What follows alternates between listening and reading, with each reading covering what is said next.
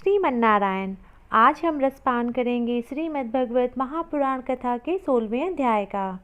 सूत जी कहते हैं, सौनक जी, पांडवों के पश्चाताप भगवान के परम भक्त राजा परीक्षित श्रेष्ठ ब्राह्मणों की रक्षा के अनुसार पृथ्वी का शासन करने लगे। उनके जन्म के समय ज्योतिषियों ने उनके संबंध में जो कुछ कहा था, वास्तव में वे सभी महान गुण उनमें विद्यमान थे। उन्होंने उत्तर की पुत्री इरावती से विवाह किया।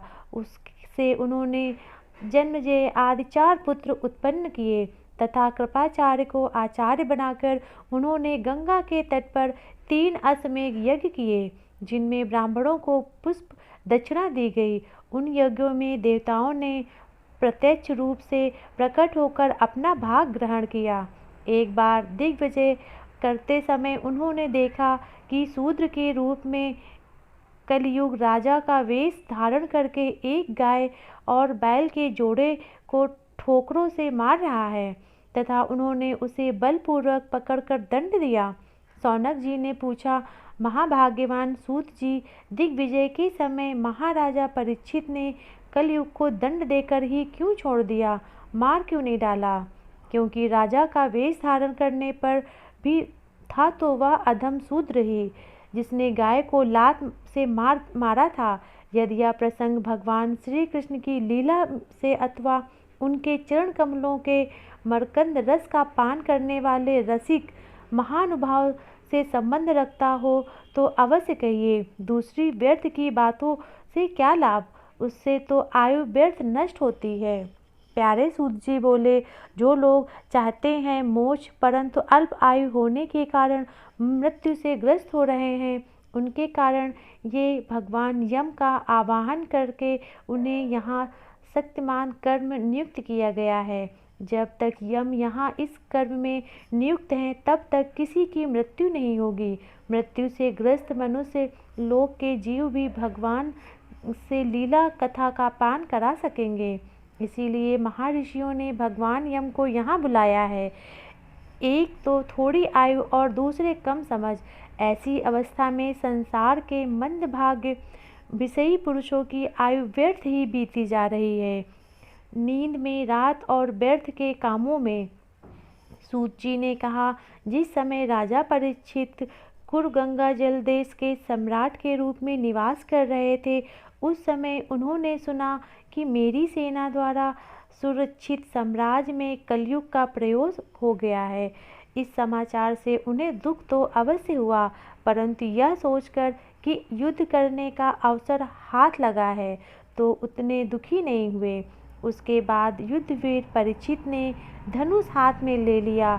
वे स्वर्णमय थे। घोड़ों से जुते हुए सिंह के ध्वजा वाले सुसज्जित रथ पर सवार होकर दिग्विजय ने अपने लिए नगर से बाहर निकल पड़े। उस समय रथ, हाथी, घोड़े और पैदल सेना उनके साथ साथ चल रही थी। उन्होंने केतुमाल, भारत, उत्तर कुरु और किम्रूप आदि पुरुष सभी देश को जीतकर वहां के राजाओं से भेंट ली। उन्हें उस देश में सर्वस्व अपने पूर्वज महात्माओं का सुयश सुनाने को मिला। इस शोभागान से पद पद पर भगवान श्री कृष्ण की महिमा प्रकट होती है। इसके साथ ही उन्हें यह भी सुनने को मिलता था कि भगवान श्री कृष्ण ने अश्वत्थामा के ब्रह्मास्त्र की ज्वाला से किस प्रकार उनकी रक्षा की थी। यदुवंशी और पांडवों में परस्पर कितना प्रेम था तथा पांडवों की भगवान श्री कृष्ण में कितनी भक्ति थी। जो लोग उन्हें ये चरित्र सुनाते, उन पर महामना राजा परीक्षित बहुत प्रसन्न होते। उनके नेत्र प्रेम से खिल उठते। वे बड़ी उदारता से उन्हें बहुमूल्य वस्त्र और मणियों के हार उपहार रूप में देते। वे सुनते कि भगवान श्री कृष्ण ने प्रेम परमवंश होकर पांडवों के सारथी का काम किया, उनके सदाचर बने, यहाँ तक कि उनके मन के अनुसार काम करके उनकी सेवा भी की। उसके सखा तो थे ही, दूत भी बने। वे रात को शस्त्र ग्रहण करके वीरासन में बैठ जाते और शिविर का पहरा देते। उनके पीछे पीछे चलते, स्तुति करते तथा प्रणाम करते। इतना ही नहीं, अपने प्रेमी पांडवों के चरणों में उन्होंने सारे जगत को झुका दिया तब परीक्षित की भक्ति भगवान श्री कृष्ण के चरण कमलों में और भी बढ़ जाती। इस प्रकार वे दिन दिन पांडवों के आचरण का अनुसरण करते हुए दिग्विजय कर रहे थे। उन्हीं दिनों उनके शिविर में थोड़ी ही दूर पर एक आश्चर्यजनक घटना घटी। वह मैं आपको सुनाता हूँ। धर्म बैल का रूप धारण करके एक पैर से घूम रहा था। एक स्थान पर उसे गाय के रूप में पृथ्वी मिली। पुत्र की मृत्यु से दुखित माता के समान उनके नेत्रों से आंसुओं के झरने झर रहे थे। उसका शरीर श्रीहीन हो गया था। धर्म पृथ्वी से पूछने लगा। धर्म ने कहा, कल्याणी, कुशल से तो हो ना? तुम्हारा मुख कुछ मलिन सा हो रहा है। तुम श्रीहीन क्यों हो रही हो? मालूम होता है तुम्हारे हृदय में कुछ न कुछ दुख अवश्य है। क्या तुम्हारा कोई संबंधी दूर देश में चला गया है जिसके लिए तुम इतनी चिंतित हो? कहीं तुम मेरी तो चिंता नहीं कर रही हो कि अब इसके 3 पैर टूट गए, एक ही पैर रह गया। संभव है तुम अपने लिए शोक कर रही हो कि अब शूद्र तुम्हारे ऊपर शासन करेंगे। तुम्हें इन देवताओं के लिए भी खेद हो सकता है जिन्हें अब यज्ञों में आहुति नहीं दी जाती, अथवा उस प्रजा के लिए जो भी वर्षा न होने के कारण अकाल एवं दुर्भिक्ष में पीड़ित हो रही है। देवी, क्या तुम राक्षस सरीखे मनुष्यों के द्वारा सताई हुई आरक्षित स्त्रियों एवं बल बालकों के लिए शोक कर रही हो? संभव है विद्या अब कुकर्मी ब्राह्मणों के चंगुल में पड़ गई है और ब्राह्मण विद्रोही राजाओं की सेवा करने लगे हैं, और ऐसी का दुख तुम्हें हो रहा है। आज के नाम मात्र के राजा तो 16 अनेक कलयुगी हो गए हैं। उन्होंने बड़े बड़े देशों को भी उजाड़ डाला है। क्या तुम उन राजाओं का देशों के लिए शोक कर रही हो?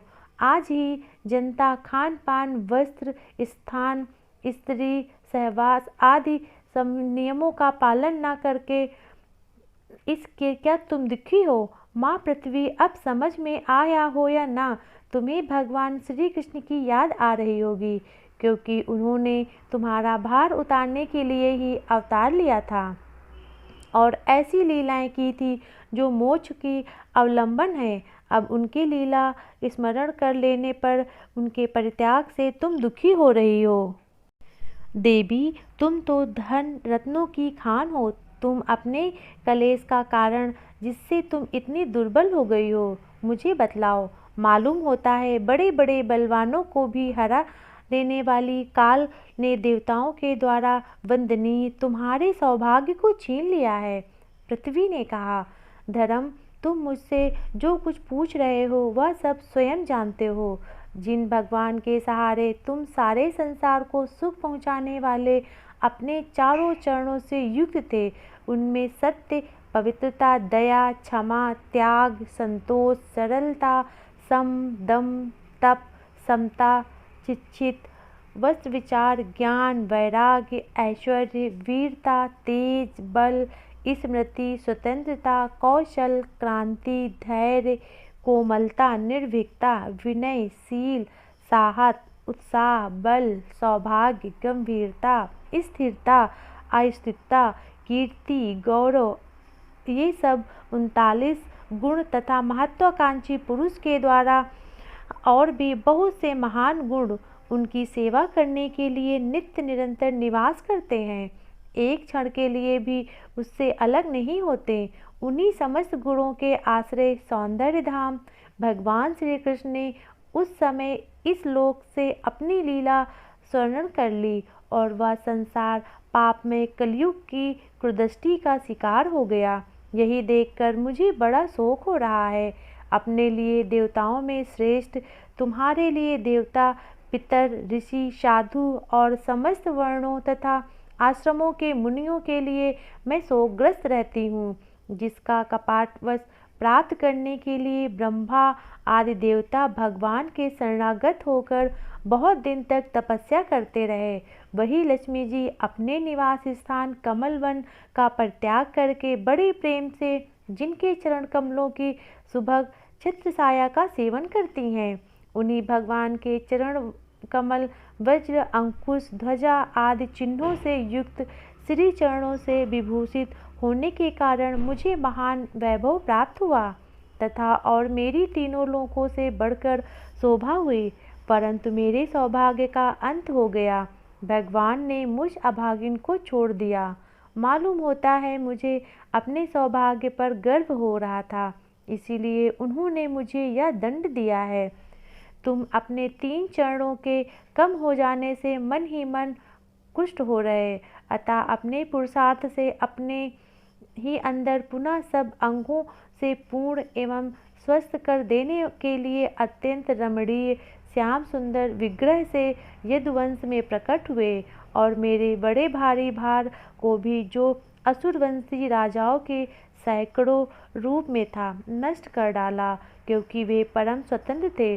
उन्होंने अपनी प्रेम भरी चितवन मनोहर मुस्कान और मीठी मीठी बातों से सत्यभामा आदि मधुमयी मनमनियों के मान के साथ धीरज को भी छीन लिया था और जिसके चरण कमलों के स्पर्श से मैं निरंतर आनंदित से पुलकित रहती थी, उन पुरुषोत्तम भगवान श्री कृष्ण का विरह भला कौन सह सकती है। धर्म और पृथ्वी इस प्रकार आपस में बात ही कर रहे थे कि उसी समय राजश्री परीक्षित सरस्वती के तट पर आ पहुँचे।